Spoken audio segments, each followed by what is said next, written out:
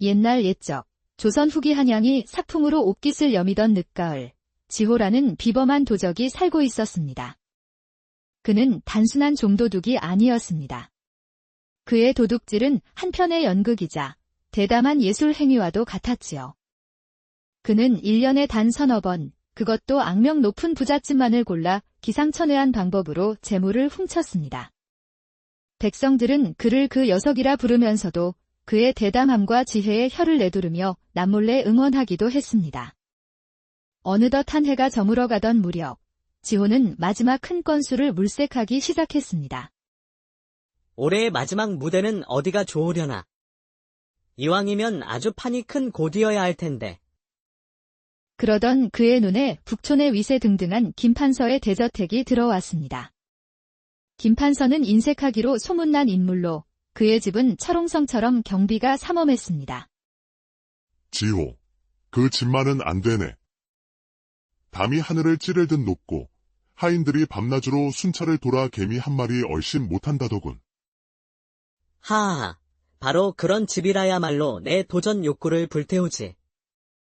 그래야 털맛이 나지 않겠는가. 지호는 그날부터 며칠 밤낮으로 김판서의 저택 주변을 맴돌았습니다.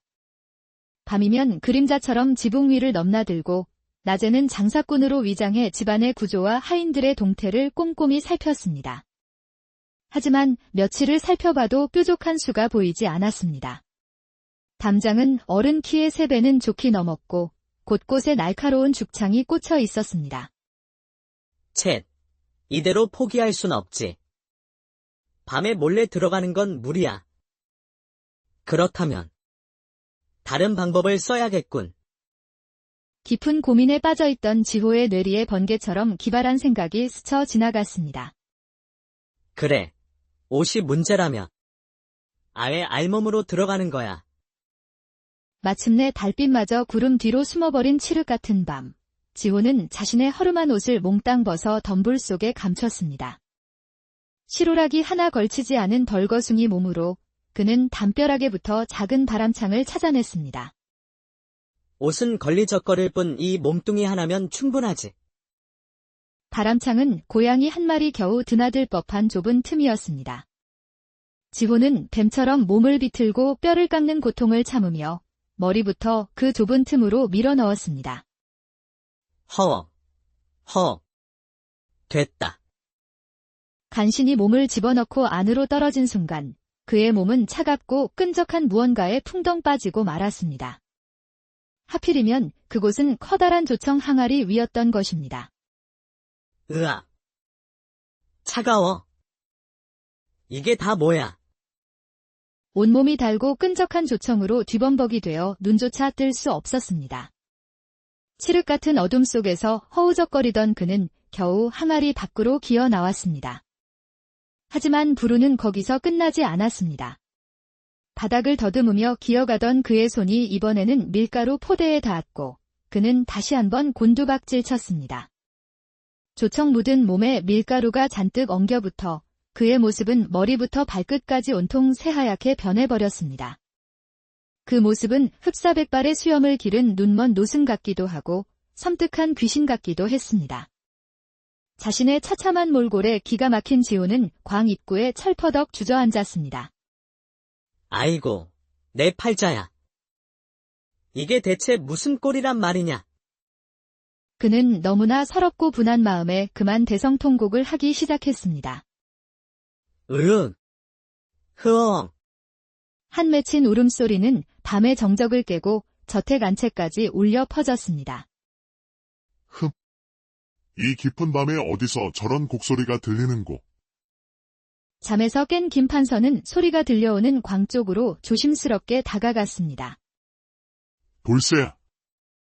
어서 나와 광 쪽을 좀 살펴보아라. 필시 무슨 병고가 생긴 게 틀림없다. 예. 대감마님. 하인 돌쇠는 겁에 질려 떨면서도 열쇠 꾸러미를 들고 광문으로 향했습니다. 삐걱거리는 문이 열리자 그 안에는 새하얀 몰골의 정체불명 노인이 웅크리고 앉아 있었습니다.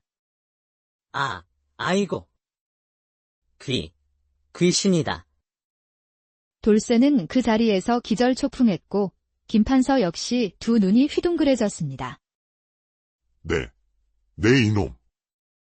내 놈은 대체 누구인데 이 야심한 밤에 남의 집광에서 통곡을 하고 있느냐. 그 순간 지호의 머릿속에 다시 한번 기가 막힌 계책이 떠올랐습니다. 나는 수십 년간 이 집을 지켜온 수호령이니라. 이제 이 집의 기운이 다하여 곧 망하게 될 것이니 내가 떠나기 전 슬피 오는 것이다. 뭐라? 수호령, 집이 망할 징조라고. 지금 당장 용암 무당을 불러 대문을 활짝 열고 온갖 재물을 내어 성대한 구판을 벌여라. 그렇지 않으면 재앙을 피할 수 없을 것이다. 이 말에 김판서는 온몸을 사시나무 떨듯 떨었습니다.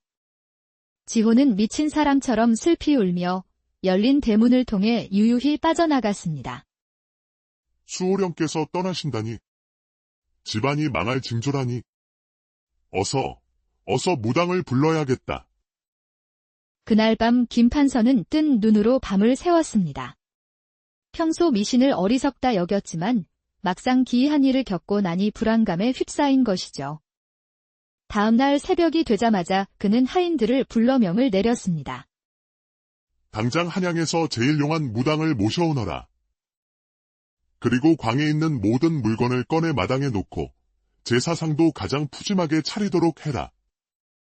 하인들은 어리둥절했지만 대감의 단호한 명령에 서둘러 움직이기 시작했습니다.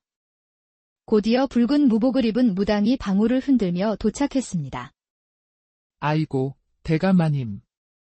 이른 아침부터 무슨 일로 굿을 하시려는지요? 광에 계시던 수호령께서 이 집이 망할 운이라 하셨네? 굿을 제대로 하여 그분의 마음을 돌려야 하네. 그 수호령은 아무에게나 모습을 보이지 않으시지요. 필시 큰일이 벌어지기 전의 징조입니다. 어서 굿으로 기운을 붙잡아야 합니다. 도둑 하나의 연기에 온 집안이 발칵 뒤집혔습니다. 마당에는 쌀가마니, 비단, 귀금속 등 온갖 살림살이가 쌓였고 무당은 신명나게 굿판을 벌였습니다. 정령이시여. 이 집을 떠나지 마시고 삼재팔란을 막아주소서.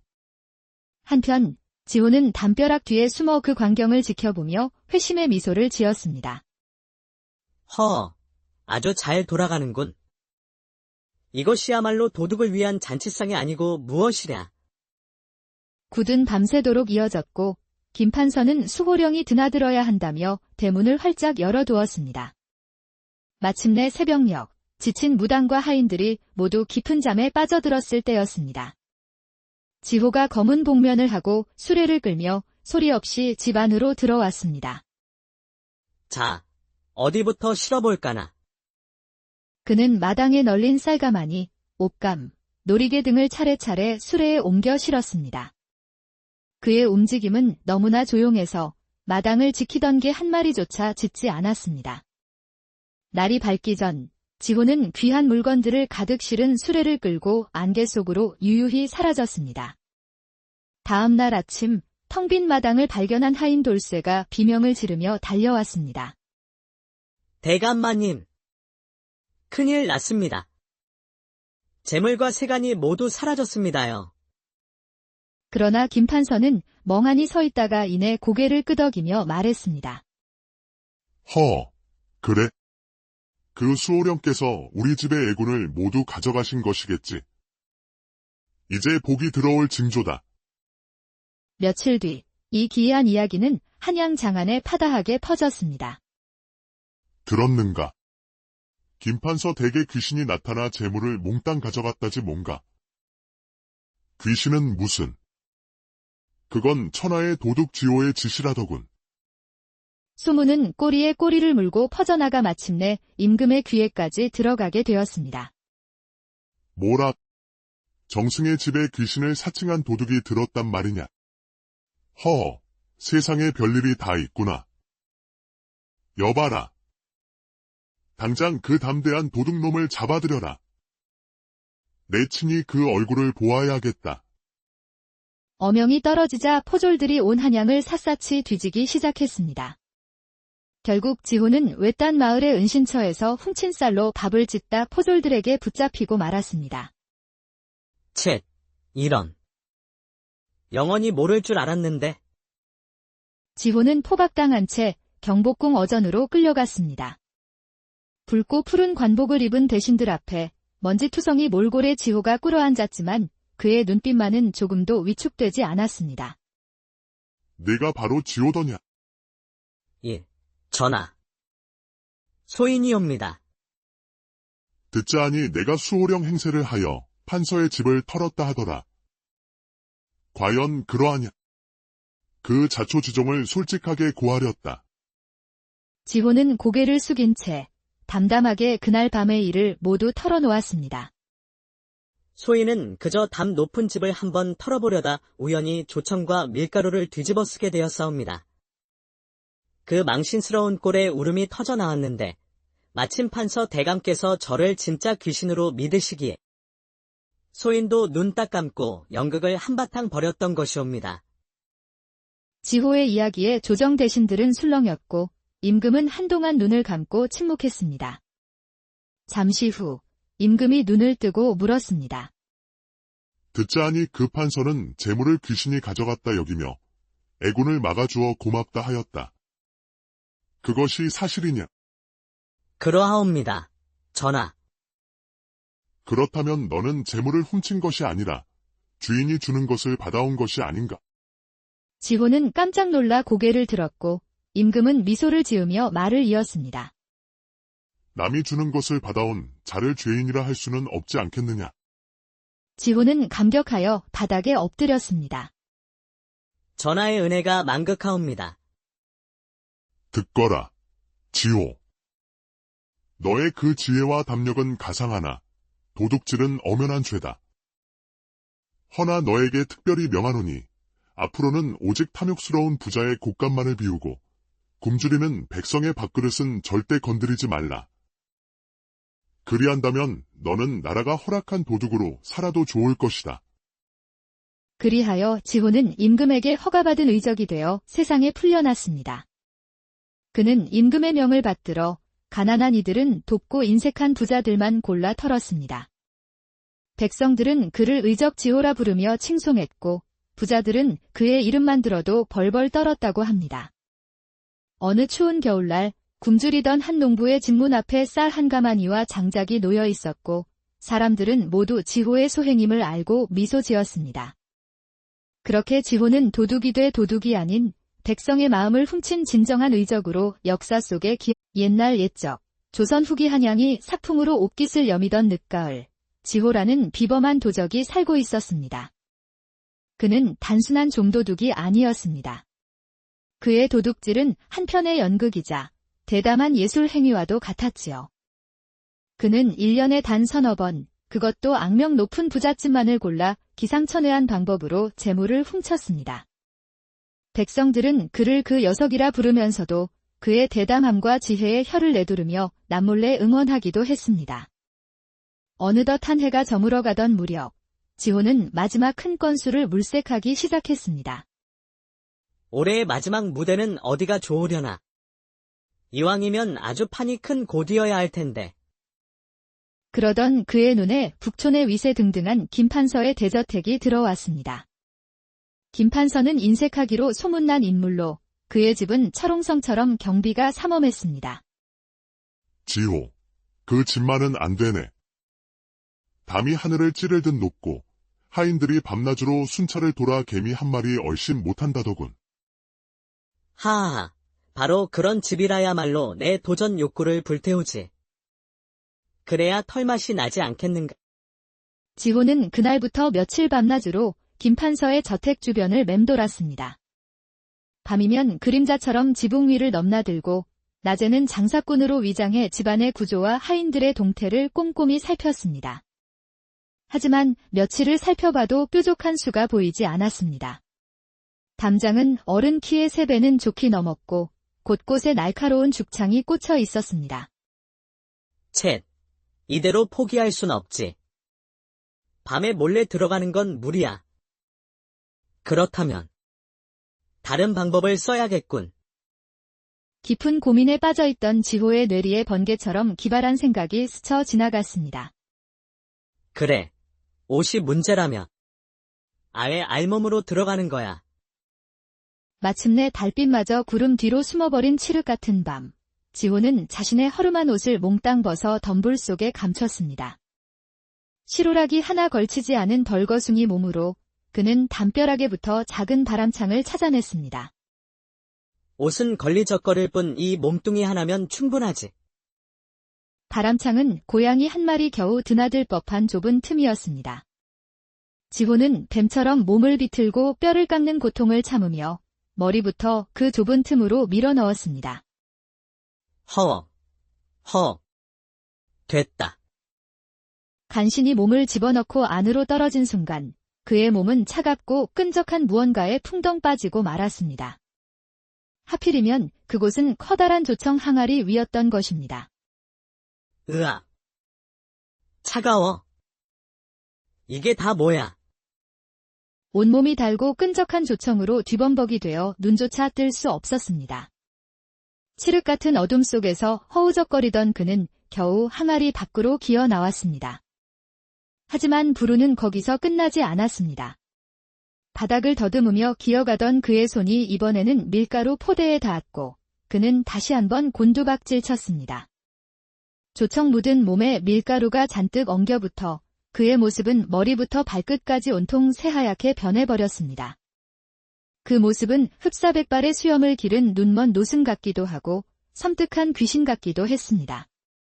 자신의 처참한 몰골에 기가 막힌 지호는 광 입구에 철퍼덕 주저앉았습니다. 아이고, 내 팔자야. 이게 대체 무슨 꼴이란 말이냐? 그는 너무나 서럽고 분한 마음에 그만 대성통곡을 하기 시작했습니다. 으응. 흐엉. 한 맺힌 울음소리는 밤의 정적을 깨고 저택 안채까지 울려 퍼졌습니다. 이 깊은 밤에 어디서 저런 곡소리가 들리는고. 잠에서 깬 김판서는 소리가 들려오는 광 쪽으로 조심스럽게 다가갔습니다. 돌쇠야. 어서 나와 광 쪽을 좀 살펴보아라. 필시 무슨 병고가 생긴 게 틀림없다. 예. 대감마님. 하인 돌쇠는 겁에 질려 떨면서도 열쇠 꾸러미를 들고 광문으로 향했습니다. 삐걱거리는 문이 열리자 그 안에는 새하얀 몰골의 정체불명 노인이 웅크리고 앉아 있었습니다. 아이고. 귀신이다. 돌쇠는 그 자리에서 기절초풍했고 김판서 역시 두 눈이 휘둥그레졌습니다. 내 이놈. 내 놈은 대체 누구인데 이 야심한 밤에 남의 집광에서 통곡을 하고 있느냐. 그 순간 지호의 머릿속에 다시 한번 기가 막힌 계책이 떠올랐습니다. 나는 수십 년간 이 집을 지켜온 수호령이니라. 이제 이 집의 기운이 다하여 곧 망하게 될 것이니 내가 떠나기 전 슬피 우는 것이다. 뭐라? 수호령, 집이 망할 징조라고. 지금 당장 용암 무당을 불러 대문을 활짝 열고 온갖 재물을 내어 성대한 구판을 벌여라. 그렇지 않으면 재앙을 피할 수 없을 것이다. 이 말에 김판서는 온몸을 사시나무 떨듯 떨었습니다. 지호는 미친 사람처럼 슬피 울며 열린 대문을 통해 유유히 빠져나갔습니다. 수호령께서 떠나신다니. 집안이 망할 징조라니. 어서 무당을 불러야겠다. 그날 밤 김판서는 뜬 눈으로 밤을 새웠습니다. 평소 미신을 어리석다 여겼지만 막상 기이한 일을 겪고 나니 불안감에 휩싸인 것이죠. 다음 날 새벽이 되자마자 그는 하인들을 불러 명을 내렸습니다. 당장 한양에서 제일 용한 무당을 모셔오너라. 그리고 광에 있는 모든 물건을 꺼내 마당에 놓고 제사상도 가장 푸짐하게 차리도록 해라.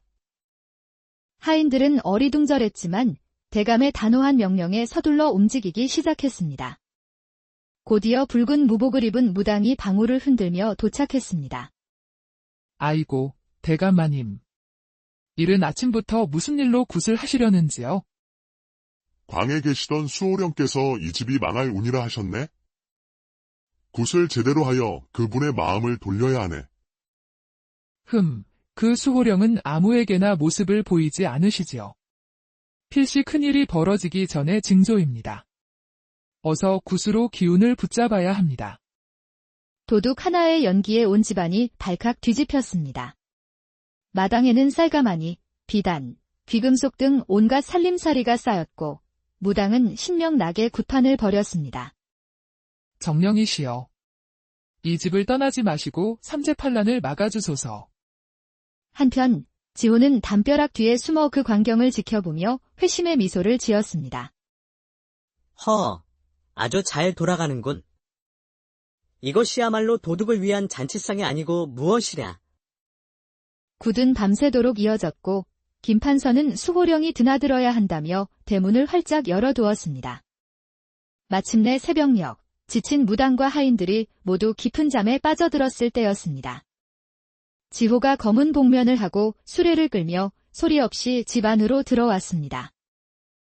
자, 어디부터 실어볼까나.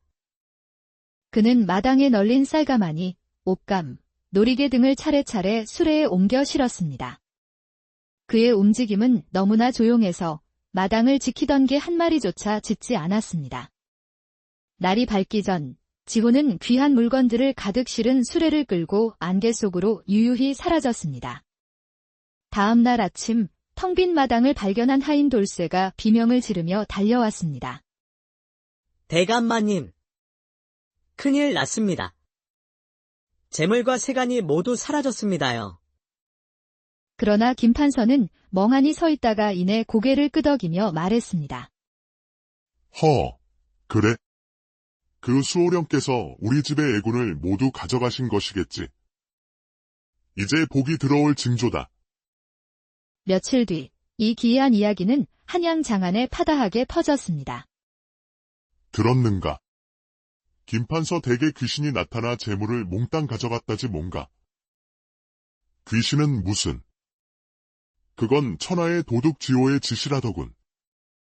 소문은 꼬리에 꼬리를 물고 퍼져나가 마침내 임금의 귀에까지 들어가게 되었습니다. 뭐라? 정승의 집에 귀신을 사칭한 도둑이 들었단 말이냐? 세상에 별일이 다 있구나. 여봐라. 당장 그 담대한 도둑놈을 잡아들여라. 내 친히 그 얼굴을 보아야겠다. 어명이 떨어지자 포졸들이 온 한양을 샅샅이 뒤지기 시작했습니다. 결국 지호는 외딴 마을의 은신처에서 훔친 쌀로 밥을 짓다 포졸들에게 붙잡히고 말았습니다. 이런. 영원히 모를 줄 알았는데. 지호는 포박당한 채 경복궁 어전으로 끌려갔습니다. 붉고 푸른 관복을 입은 대신들 앞에 먼지투성이 몰골에 지호가 꿇어앉았지만 그의 눈빛만은 조금도 위축되지 않았습니다. 내가 바로 지호더냐? 예, 전하. 소인이옵니다. 듣자하니 내가 수호령 행세를 하여 판서의 집을 털었다 하더라. 과연 그러하냐? 그 자초지종을 솔직하게 고하렸다. 지호는 고개를 숙인 채 담담하게 그날 밤의 일을 모두 털어놓았습니다. 소인은 그저 담 높은 집을 한번 털어보려다 우연히 조청과 밀가루를 뒤집어 쓰게 되었사옵니다. 그 망신스러운 꼴에 울음이 터져 나왔는데 마침 판서 대감께서 저를 진짜 귀신으로 믿으시기에 소인도 눈 딱 감고 연극을 한바탕 벌였던 것이옵니다. 지호의 이야기에 조정 대신들은 술렁였고 임금은 한동안 눈을 감고 침묵했습니다. 잠시 후 임금이 눈을 뜨고 물었습니다. 듣자하니 그 판서는 재물을 귀신이 가져갔다 여기며 애군을 막아주어 고맙다 하였다. 그것이 사실이냐? 그러하옵니다. 전하. 그렇다면 너는 재물을 훔친 것이 아니라 주인이 주는 것을 받아온 것이 아닌가? 지호는 깜짝 놀라 고개를 들었고 임금은 미소를 지으며 말을 이었습니다. 남이 주는 것을 받아온 자를 죄인이라 할 수는 없지 않겠느냐? 지호는 감격하여 바닥에 엎드렸습니다. 전하의 은혜가 만극하옵니다. 듣거라. 지호. 너의 그 지혜와 담력은 가상하나 도둑질은 엄연한 죄다. 허나 너에게 특별히 명하노니 앞으로는 오직 탐욕스러운 부자의 곶감만을 비우고 굶주리는 백성의 밥그릇은 절대 건드리지 말라. 그리한다면 너는 나라가 허락한 도둑으로 살아도 좋을 것이다. 그리하여 지호는 임금에게 허가받은 의적이 되어 세상에 풀려났습니다. 그는 임금의 명을 받들어 가난한 이들은 돕고 인색한 부자들만 골라 털었습니다. 백성들은 그를 의적지호라 부르며 칭송했고 부자들은 그의 이름만 들어도 벌벌 떨었다고 합니다. 어느 추운 겨울날 굶주리던 한 농부의 집 문 앞에 쌀 한 가마니와 장작이 놓여 있었고 사람들은 모두 지호의 소행임을 알고 미소 지었습니다. 그렇게 지호는 도둑이 돼 도둑이 아닌 백성의 마음을 훔친 진정한 의적으로 역사 속에 옛날 옛적 조선 후기 한양이 삭풍으로 옷깃을 여미던 늦가을 지호라는 비범한 도적이 살고 있었습니다. 그는 단순한 좀도둑이 아니었습니다.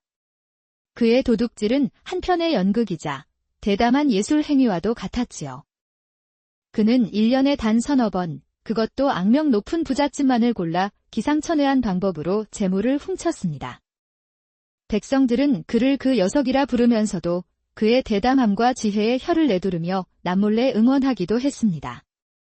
어느덧 한 해가 저물어가던 무렵, 지호는 마지막 큰 건수를 물색하기 시작했습니다. 올해의 마지막 무대는 어디가 좋으려나. 이왕이면 아주 판이 큰 곳이어야 할 텐데. 그러던 그의 눈에 북촌의 위세 등등한 김판서의 대저택이 들어왔습니다.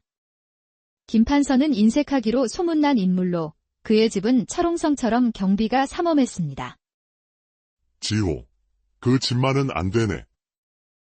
담이 하늘을 찌를 듯 높고 하인들이 밤낮으로 순찰을 돌아 개미 한 마리 얼씬 못한다더군. 하하, 바로 그런 집이라야말로 내 도전 욕구를 불태우지. 그래야 털맛이 나지 않겠는가. 지호는 그날부터 며칠 밤낮으로 김판서의 저택 주변을 맴돌았습니다. 밤이면 그림자처럼 지붕 위를 넘나들고 낮에는 장사꾼으로 위장해 집안의 구조와 하인들의 동태를 꼼꼼히 살폈습니다. 하지만 며칠을 살펴봐도 뾰족한 수가 보이지 않았습니다. 담장은 어른 키의 3배는 좋게 넘었고 곳곳에 날카로운 죽창이 꽂혀 있었습니다. 쳇, 이대로 포기할 순 없지. 밤에 몰래 들어가는 건 무리야. 그렇다면 다른 방법을 써야겠군. 깊은 고민에 빠져있던 지호의 뇌리에 번개처럼 기발한 생각이 스쳐 지나갔습니다. 그래, 옷이 문제라면 아예 알몸으로 들어가는 거야. 마침내 달빛마저 구름 뒤로 숨어버린 칠흑 같은 밤, 지호는 자신의 허름한 옷을 몽땅 벗어 덤불 속에 감췄습니다. 실오라기 하나 걸치지 않은 벌거숭이 몸으로 그는 담벼락에부터 작은 바람창을 찾아냈습니다. 옷은 걸리적거릴 뿐 이 몸뚱이 하나면 충분하지. 바람창은 고양이 한 마리 겨우 드나들 법한 좁은 틈이었습니다. 지호는 뱀처럼 몸을 비틀고 뼈를 깎는 고통을 참으며 머리부터 그 좁은 틈으로 밀어 넣었습니다. 됐다. 간신히 몸을 집어넣고 안으로 떨어진 순간 그의 몸은 차갑고 끈적한 무언가에 풍덩 빠지고 말았습니다. 하필이면 그곳은 커다란 조청 항아리 위였던 것입니다. 으악. 차가워. 이게 다 뭐야?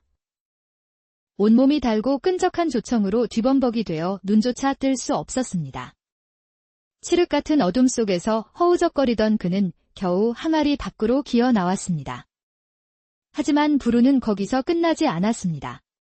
바닥을 더듬으며 기어가던 그의 손이 이번에는 밀가루 포대에 닿았고 그는 다시 한번 곤두박질 쳤습니다. 조청 묻은 몸에 밀가루가 잔뜩 엉겨붙어 그의 모습은 머리부터 발끝까지 온통 새하얗게 변해버렸습니다. 그 모습은 흡사백발의 수염을 기른 눈먼 노승 같기도 하고 섬뜩한 귀신 같기도 했습니다. 자신의 처참한 몰골에 기가 막힌 지호는 광 입구에 철퍼덕 주저앉았습니다. 아이고, 내 팔자야. 이게 대체 무슨 꼴이란 말이냐? 그는 너무나 서럽고 분한 마음에 그만 대성통곡을 하기 시작했습니다. 으응, 흐엉. 한 맺힌 울음소리는 밤의 정적을 깨고 저택 안채까지 울려 퍼졌습니다.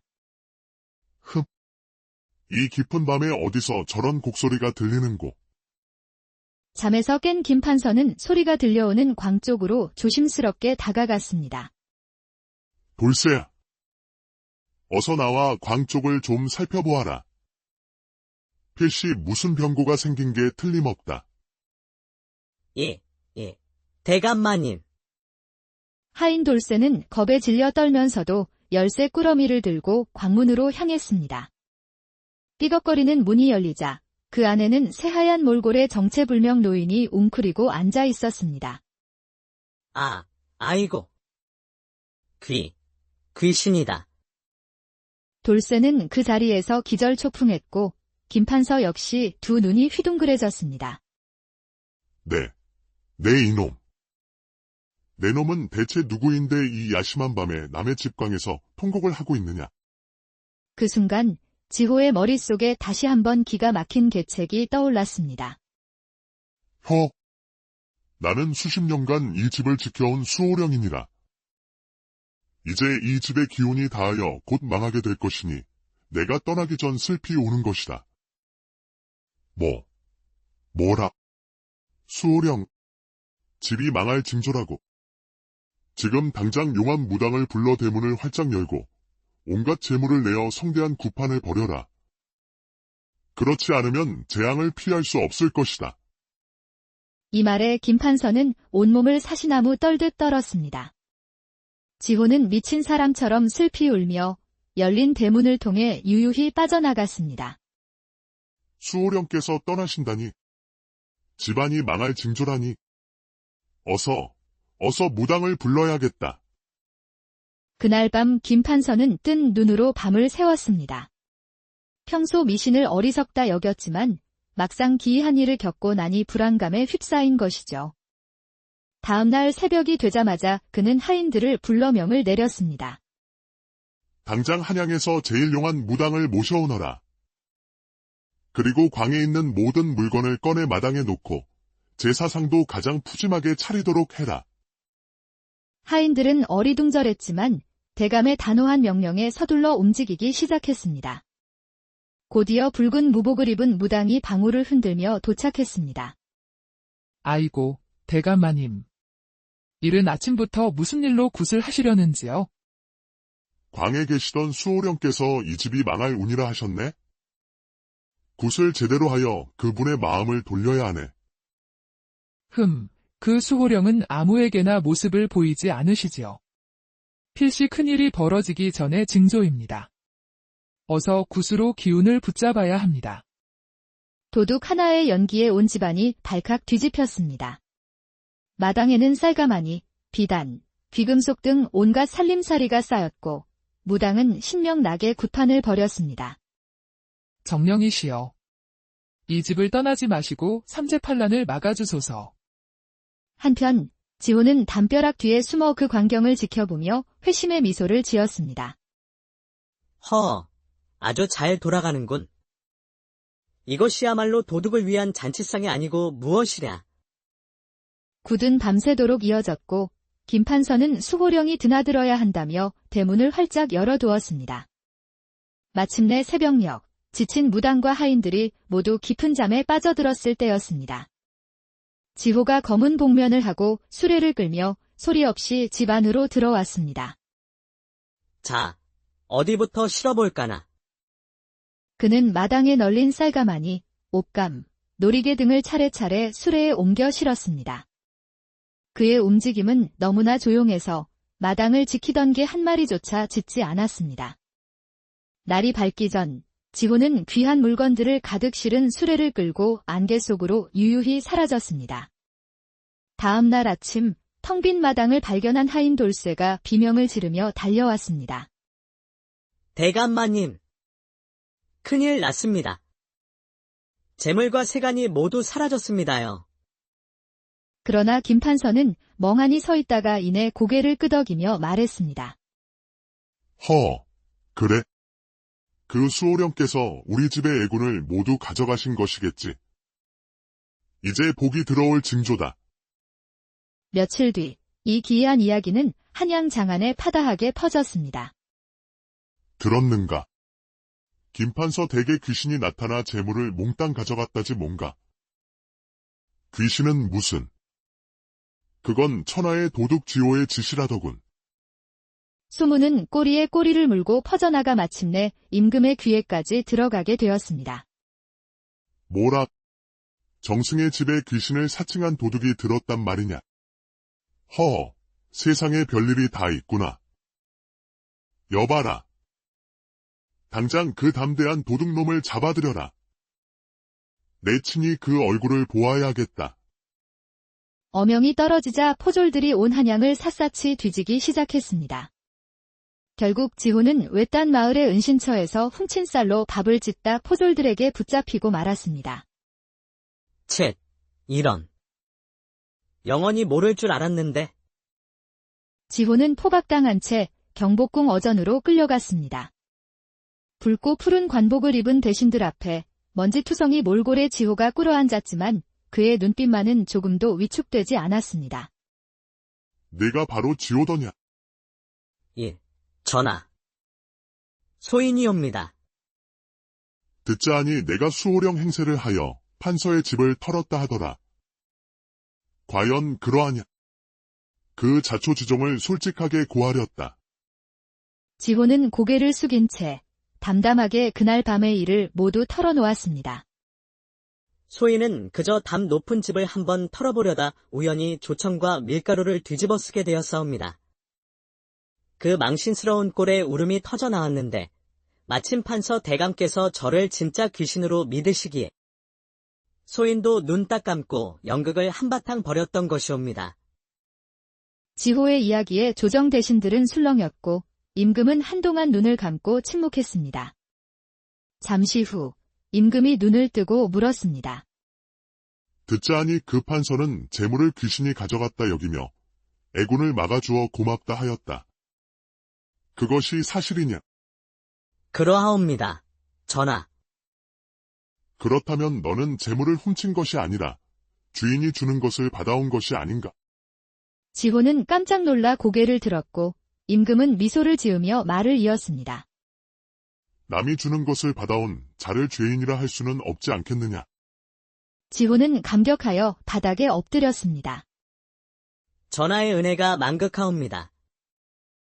듣거라, 지호. 너의 그 지혜와 담력은 가상하나 도둑질은 엄연한 죄다. 허나 너에게 특별히 명하노니 앞으로는 오직 탐욕스러운 부자의 곶감만을 비우고 굶주리는 백성의 밥그릇은 절대 건드리지 말라. 그리한다면 너는 나라가 허락한 도둑으로 살아도 좋을 것이다. 그리하여 지호는 임금에게 허가받은 의적이 되어 세상에 풀려났습니다. 그는 임금의 명을 받들어 가난한 이들은 돕고 인색한 부자들만 골라 털었습니다.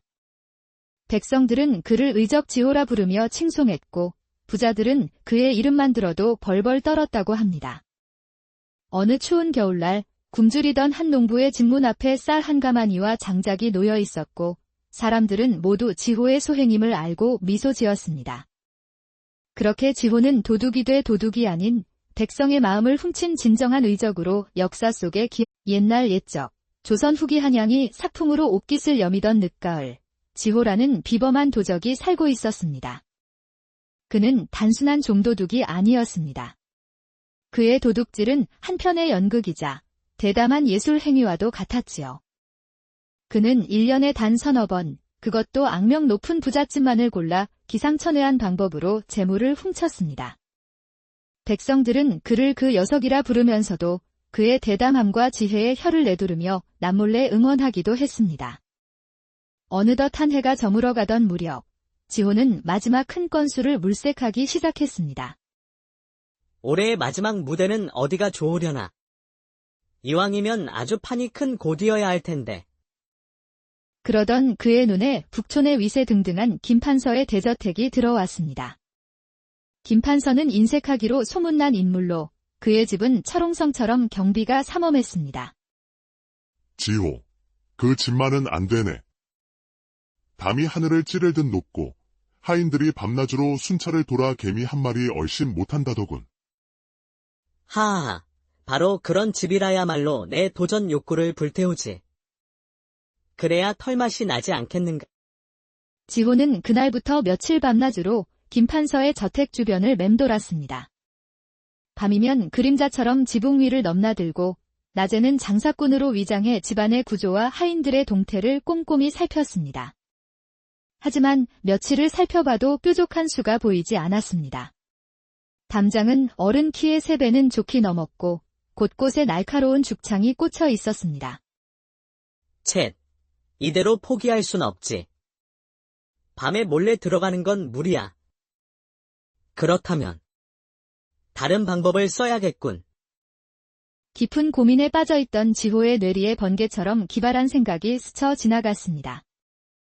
그래, 옷이 문제라면 아예 알몸으로 들어가는 거야. 마침내 달빛마저 구름 뒤로 숨어버린 칠흑 같은 밤, 지호는 자신의 허름한 옷을 몽땅 벗어 덤불 속에 감췄습니다. 실오락이 하나 걸치지 않은 벌거숭이 몸으로 그는 담벼락에부터 작은 바람창을 찾아냈습니다. 옷은 걸리적거릴 뿐 이 몸뚱이 하나면 충분하지. 바람창은 고양이 한 마리 겨우 드나들 법한 좁은 틈이었습니다. 지호는 뱀처럼 몸을 비틀고 뼈를 깎는 고통을 참으며 머리부터 그 좁은 틈으로 밀어 넣었습니다. 됐다. 간신히 몸을 집어넣고 안으로 떨어진 순간 그의 몸은 차갑고 끈적한 무언가에 풍덩 빠지고 말았습니다. 하필이면 그곳은 커다란 조청 항아리 위였던 것입니다. 으아. 차가워. 이게 다 뭐야? 온몸이 달고 끈적한 조청으로 뒤범벅이 되어 눈조차 뜰 수 없었습니다. 칠흑 같은 어둠 속에서 허우적거리던 그는 겨우 항아리 밖으로 기어 나왔습니다. 하지만 불운은 거기서 끝나지 않았습니다. 바닥을 더듬으며 기어가던 그의 손이 이번에는 밀가루 포대에 닿았고 그는 다시 한번 곤두박질 쳤습니다. 조청 묻은 몸에 밀가루가 잔뜩 엉겨붙어 그의 모습은 머리부터 발끝까지 온통 새하얗게 변해버렸습니다. 그 모습은 흡사백발의 수염을 기른 눈먼 노승 같기도 하고 섬뜩한 귀신 같기도 했습니다. 자신의 처참한 몰골에 기가 막힌 지호는 광 입구에 철퍼덕 주저앉았습니다. 아이고, 내 팔자야. 이게 대체 무슨 꼴이란 말이냐? 그는 너무나 서럽고 분한 마음에 그만 대성통곡을 하기 시작했습니다. 으응. 흐엉. 한 맺힌 울음소리는 밤의 정적을 깨고 저택 안채까지 울려 퍼졌습니다. 이 깊은 밤에 어디서 저런 곡소리가 들리는고. 잠에서 깬 김판서는 소리가 들려오는 광 쪽으로 조심스럽게 다가갔습니다. 돌쇠야. 어서 나와 광 쪽을 좀 살펴보아라. 필시 무슨 병고가 생긴 게 틀림없다. 예. 대감마님. 하인 돌쇠는 겁에 질려 떨면서도 열쇠 꾸러미를 들고 광문으로 향했습니다. 삐걱거리는 문이 열리자 그 안에는 새하얀 몰골의 정체불명 노인이 웅크리고 앉아 있었습니다. 아이고. 귀신이다. 돌쇠는 그 자리에서 기절초풍했고 김판서 역시 두 눈이 휘둥그레졌습니다. 내 이놈. 내 놈은 대체 누구인데 이 야심한 밤에 남의 집광에서 통곡을 하고 있느냐. 그 순간 지호의 머릿속에 다시 한번 기가 막힌 계책이 떠올랐습니다. 나는 수십 년간 이 집을 지켜온 수호령이니라. 이제 이 집의 기운이 다하여 곧 망하게 될 것이니 내가 떠나기 전 슬피 우는 것이다. 뭐라? 수호령. 집이 망할 징조라고. 지금 당장 용암 무당을 불러 대문을 활짝 열고 온갖 재물을 내어 성대한 구판을 벌여라. 그렇지 않으면 재앙을 피할 수 없을 것이다. 이 말에 김판서는 온몸을 사시나무 떨듯 떨었습니다. 지호는 미친 사람처럼 슬피 울며 열린 대문을 통해 유유히 빠져나갔습니다. 수호령께서 떠나신다니. 집안이 망할 징조라니. 어서 무당을 불러야겠다. 그날 밤 김판서는 뜬 눈으로 밤을 새웠습니다. 평소 미신을 어리석다 여겼지만 막상 기이한 일을 겪고 나니 불안감에 휩싸인 것이죠. 다음날 새벽이 되자마자 그는 하인들을 불러 명을 내렸습니다. 당장 한양에서 제일 용한 무당을 모셔오너라. 그리고 광에 있는 모든 물건을 꺼내 마당에 놓고 제사상도 가장 푸짐하게 차리도록 해라. 하인들은 어리둥절했지만 대감의 단호한 명령에 서둘러 움직이기 시작했습니다. 곧이어 붉은 무복을 입은 무당이 방울을 흔들며 도착했습니다. 아이고, 대감마님. 이른 아침부터 무슨 일로 굿을 하시려는지요? 광에 계시던 수호령께서 이 집이 망할 운이라 하셨네? 굿을 제대로 하여 그분의 마음을 돌려야 하네. 그 수호령은 아무에게나 모습을 보이지 않으시지요. 필시 큰일이 벌어지기 전의 징조입니다. 어서 굿으로 기운을 붙잡아야 합니다. 도둑 하나의 연기에 온 집안이 발칵 뒤집혔습니다. 마당에는 쌀가마니, 비단, 귀금속 등 온갖 살림살이가 쌓였고 무당은 신명나게 굿판을 벌였습니다. 정령이시여. 이 집을 떠나지 마시고 삼재팔란을 막아주소서. 한편 지호는 담벼락 뒤에 숨어 그 광경을 지켜보며 회심의 미소를 지었습니다. 아주 잘 돌아가는군. 이것이야말로 도둑을 위한 잔치상이 아니고 무엇이랴. 굿은 밤새도록 이어졌고 김판서는 수호령이 드나들어야 한다며 대문을 활짝 열어두었습니다. 마침내 새벽녘, 지친 무당과 하인들이 모두 깊은 잠에 빠져들었을 때였습니다. 지호가 검은 복면을 하고 수레를 끌며 소리 없이 집 안으로 들어왔습니다. 자, 어디부터 실어볼까나. 그는 마당에 널린 쌀가마니, 옷감, 놀이개 등을 차례차례 수레에 옮겨 실었습니다. 그의 움직임은 너무나 조용해서 마당을 지키던 개 한 마리조차 짖지 않았습니다. 날이 밝기 전 지호는 귀한 물건들을 가득 실은 수레를 끌고 안개 속으로 유유히 사라졌습니다. 다음 날 아침 텅 빈 마당을 발견한 하인 돌쇠가 비명을 지르며 달려왔습니다. 대감마님, 큰일 났습니다. 재물과 세간이 모두 사라졌습니다요. 그러나 김판서는 멍하니 서 있다가 이내 고개를 끄덕이며 말했습니다. 그래? 그 수호령께서 우리 집의 애군을 모두 가져가신 것이겠지. 이제 복이 들어올 징조다. 며칠 뒤 이 기이한 이야기는 한양 장안에 파다하게 퍼졌습니다. 들었는가? 김판서 댁에 귀신이 나타나 재물을 몽땅 가져갔다지 뭔가. 귀신은 무슨? 그건 천하의 도둑 지호의 짓이라더군. 소문은 꼬리에 꼬리를 물고 퍼져나가 마침내 임금의 귀에까지 들어가게 되었습니다. 뭐라? 정승의 집에 귀신을 사칭한 도둑이 들었단 말이냐? 세상에 별일이 다 있구나. 여봐라. 당장 그 담대한 도둑놈을 잡아들여라. 내 친히 그 얼굴을 보아야겠다. 어명이 떨어지자 포졸들이 온 한양을 샅샅이 뒤지기 시작했습니다. 결국 지호는 외딴 마을의 은신처에서 훔친 쌀로 밥을 짓다 포졸들에게 붙잡히고 말았습니다. 쳇, 이런. 영원히 모를 줄 알았는데. 지호는 포박당한 채 경복궁 어전으로 끌려갔습니다. 붉고 푸른 관복을 입은 대신들 앞에 먼지투성이 몰골의 지호가 꿇어앉았지만 그의 눈빛만은 조금도 위축되지 않았습니다. 내가 바로 지호더냐? 예, 전하. 소인이옵니다. 듣자하니 내가 수호령 행세를 하여 판서의 집을 털었다 하더라.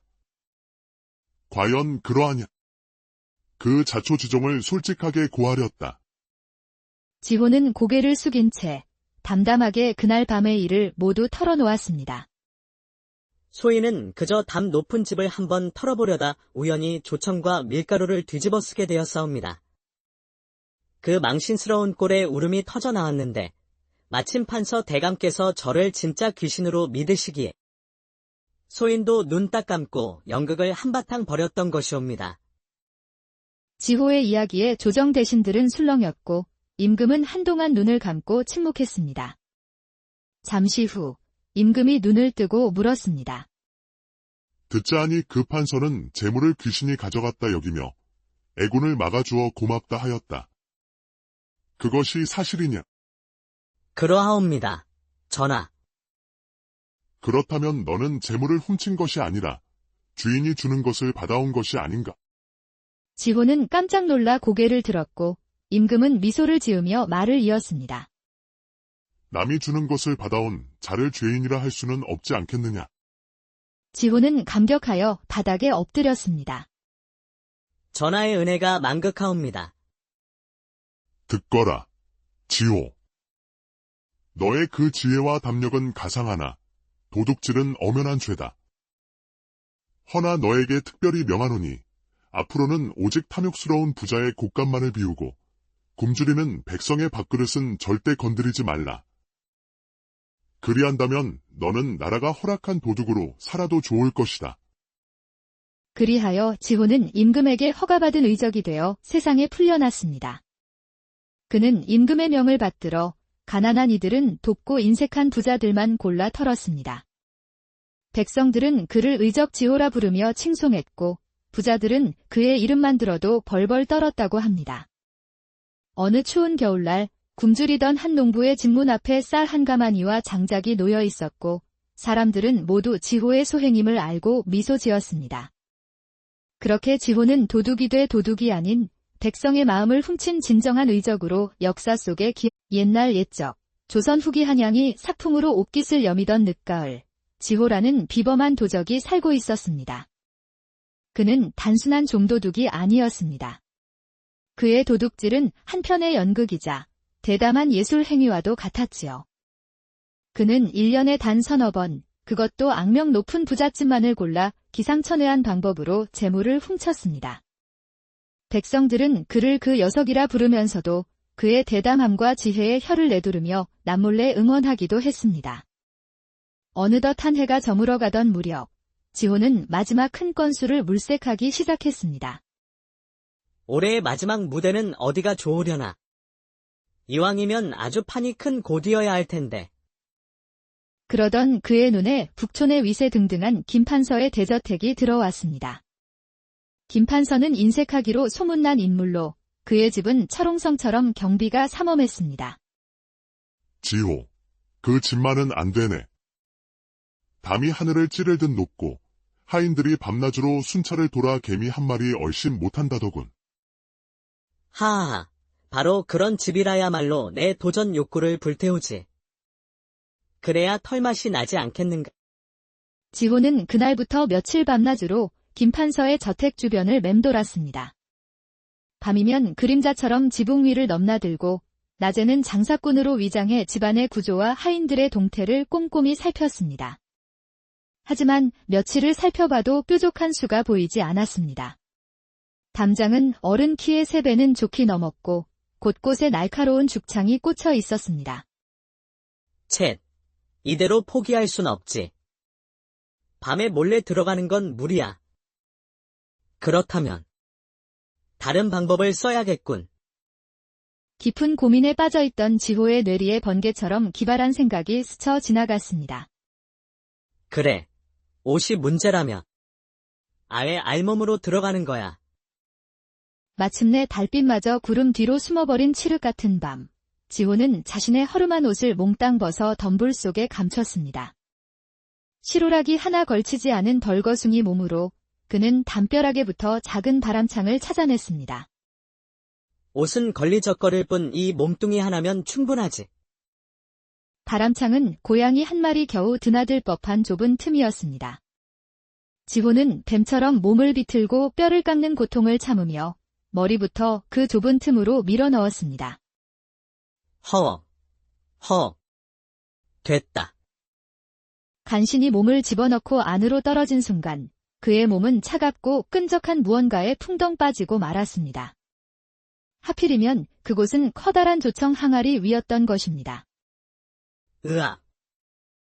차가워. 이게 다 뭐야? 온몸이 달고 끈적한 조청으로 뒤범벅이 되어 눈조차 뜰 수 없었습니다. 칠흑 같은 어둠 속에서 허우적거리던 그는 겨우 항아리 밖으로 기어 나왔습니다. 하지만 불운은 거기서 끝나지 않았습니다. 바닥을 더듬으며 기어가던 그의 손이 이번에는 밀가루 포대에 닿았고 그는 다시 한번 곤두박질 쳤습니다. 조청 묻은 몸에 밀가루가 잔뜩 엉겨붙어 그의 모습은 머리부터 발끝까지 온통 새하얗게 변해버렸습니다. 그 모습은 흡사백발의 수염을 기른 눈먼 노승 같기도 하고 섬뜩한 귀신 같기도 했습니다. 자신의 처참한 몰골에 기가 막힌 지호는 광 입구에 철퍼덕 주저앉았습니다. 아이고, 내 팔자야. 이게 대체 무슨 꼴이란 말이냐? 그는 너무나 서럽고 분한 마음에 그만 대성통곡을 하기 시작했습니다. 으응. 흐엉. 한 맺힌 울음소리는 밤의 정적을 깨고 저택 안채까지 울려 퍼졌습니다. 흡. 이 깊은 밤에 어디서 저런 곡소리가 들리는고. 잠에서 깬 김판서는 소리가 들려오는 광 쪽으로 조심스럽게 다가갔습니다. 돌쇠야. 어서 나와 광 쪽을 좀 살펴보아라. 필시 무슨 병고가 생긴 게 틀림없다. 예. 대감마님. 하인 돌쇠는 겁에 질려 떨면서도 열쇠 꾸러미를 들고 광문으로 향했습니다. 삐걱거리는 문이 열리자 그 안에는 새하얀 몰골의 정체불명 노인이 웅크리고 앉아 있었습니다. 아이고. 귀신이다. 돌쇠는 그 자리에서 기절초풍했고 김판서 역시 두 눈이 휘둥그레졌습니다. 내 이놈. 내 놈은 대체 누구인데 이 야심한 밤에 남의 집광에서 통곡을 하고 있느냐. 그 순간 지호의 머릿속에 다시 한번 기가 막힌 계책이 떠올랐습니다. 나는 수십 년간 이 집을 지켜온 수호령이니라. 이제 이 집의 기운이 닿아여 곧 망하게 될 것이니 내가 떠나기 전 슬피 오는 것이다. 뭐라? 수호령, 집이 망할 징조라고. 지금 당장 용암 무당을 불러 대문을 활짝 열고 온갖 재물을 내어 성대한 구판을 벌여라. 그렇지 않으면 재앙을 피할 수 없을 것이다. 이 말에 김판서는 온몸을 사시나무 떨듯 떨었습니다. 지호는 미친 사람처럼 슬피 울며 열린 대문을 통해 유유히 빠져나갔습니다. 수호령께서 떠나신다니. 집안이 망할 징조라니. 어서 무당을 불러야겠다. 그날 밤 김판서는 뜬 눈으로 밤을 새웠습니다. 평소 미신을 어리석다 여겼지만 막상 기이한 일을 겪고 나니 불안감에 휩싸인 것이죠. 다음 날 새벽이 되자마자 그는 하인들을 불러 명을 내렸습니다. 당장 한양에서 제일 용한 무당을 모셔오너라. 그리고 광에 있는 모든 물건을 꺼내 마당에 놓고 제사상도 가장 푸짐하게 차리도록 해라. 하인들은 어리둥절했지만 대감의 단호한 명령에 서둘러 움직이기 시작했습니다. 곧이어 붉은 무복을 입은 무당이 방울을 흔들며 도착했습니다. 아이고, 대감마님. 이른 아침부터 무슨 일로 굿을 하시려는지요? 광에 계시던 수호령께서 이 집이 망할 운이라 하셨네? 굿을 제대로 하여 그분의 마음을 돌려야 하네. 그 수호령은 아무에게나 모습을 보이지 않으시지요. 필시 큰일이 벌어지기 전의 징조입니다. 어서 굿으로 기운을 붙잡아야 합니다. 도둑 하나의 연기에 온 집안이 발칵 뒤집혔습니다. 마당에는 쌀가마니, 비단, 귀금속 등 온갖 살림살이가 쌓였고 무당은 신명나게 굿판을 벌였습니다. 정령이시여. 이 집을 떠나지 마시고 삼재팔란을 막아주소서. 한편 지호는 담벼락 뒤에 숨어 그 광경을 지켜보며 회심의 미소를 지었습니다. 아주 잘 돌아가는군. 이것이야말로 도둑을 위한 잔치상이 아니고 무엇이랴. 굿은 밤새도록 이어졌고 김판서는 수호령이 드나들어야 한다며 대문을 활짝 열어두었습니다. 마침내 새벽녘 지친 무당과 하인들이 모두 깊은 잠에 빠져들었을 때였습니다. 지호가 검은 복면을 하고 수레를 끌며 소리 없이 집 안으로 들어왔습니다.